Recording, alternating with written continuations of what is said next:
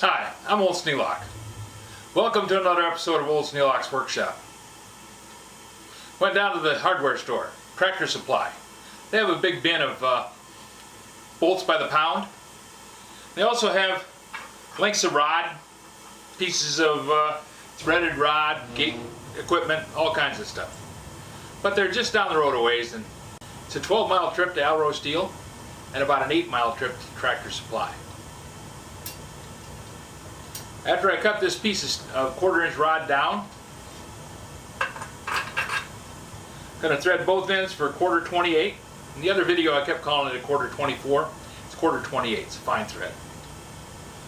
When I get them cut and thread the end of it, I'll have one on each end. That'll connect the crank to the treadle. I'm also going to change the contact point on the treadle. Where it was originally causes you to have a really long pedal stroke, almost 6 inches. That kind of throws me off.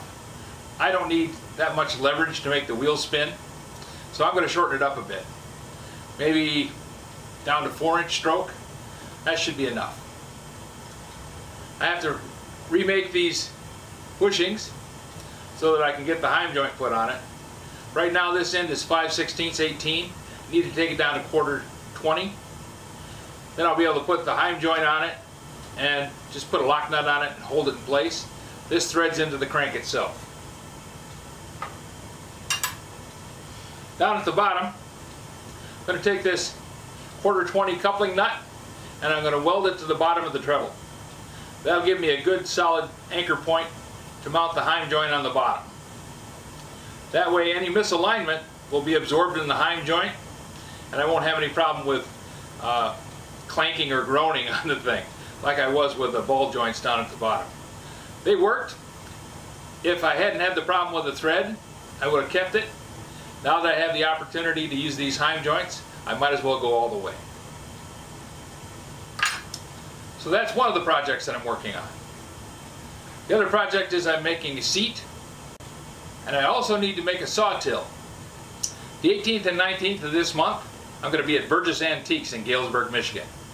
I'm going to be selling some of the saws that I've sharpened and also a few that maybe people want to practice on, because I'm going to be having a demo of how to sharpen a saw. I'm going to work on a rip saw, I think, because that's the easiest one for people to pick up on, and I don't want to spend 4 hours trying to train somebody. But I'm going to be having a demo on how to sharpen a rip saw, and I'll have a few rip saws for sale down there. Demo units. Pieces that aren't finished. You'd have to take off the rust off the blade and clean the handle up and fix the saw nuts, and nothing too badly damaged, but things that would involve all the things that are in my video. So that's the 18th and 19th is this month, unless something happens like a major flood or they go out of business or some other silly thing. That seems to happen a lot whenever I try and plan one of these scheduled events. If you have any suggestions for a new video, questions about today's video, or any of the other videos on the channel, just drop a note in the comments. You know I read them all. Thanks for watching.